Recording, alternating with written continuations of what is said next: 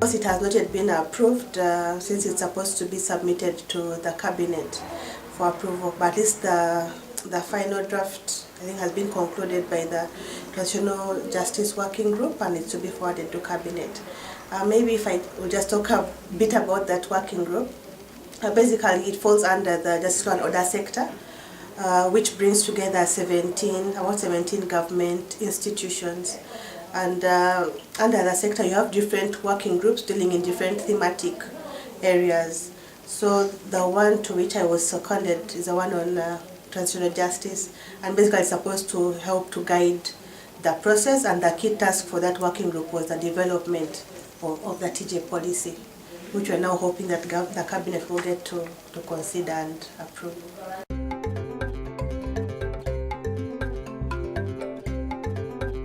You cannot basically say that there is a best practice, because each country is unique, the circumstances are totally different.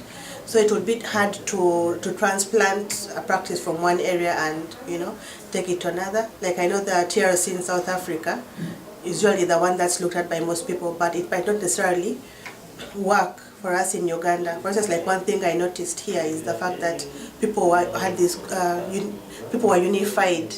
They had this unification and the need to move forward.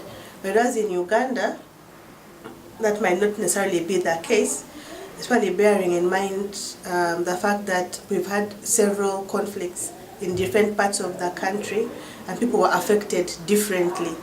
So you cannot really talk of having one best practice that you can apply to all.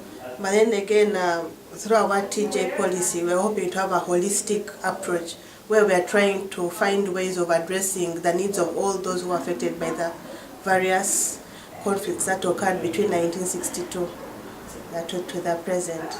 But of course, we'll have to learn as we go along and determine what works best for us.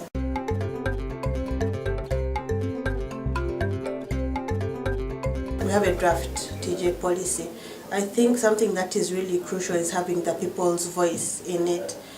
Because my personal view is that we probably do not have enough of that, and yet for that policy to be successfully implemented, you need that buy-in from the common man or from the victims, because it does not help to have a top-down approach, because the people will feel that they were never really a part of the process, so it's not their policy. So it's my hope that at least we should have probably more consultations with the people and get them to appreciate the policy, what it seeks to achieve, and have them embrace it and work in line with government and civil society to ensure that we succeed in the end and ensure there is peace and reconciliation.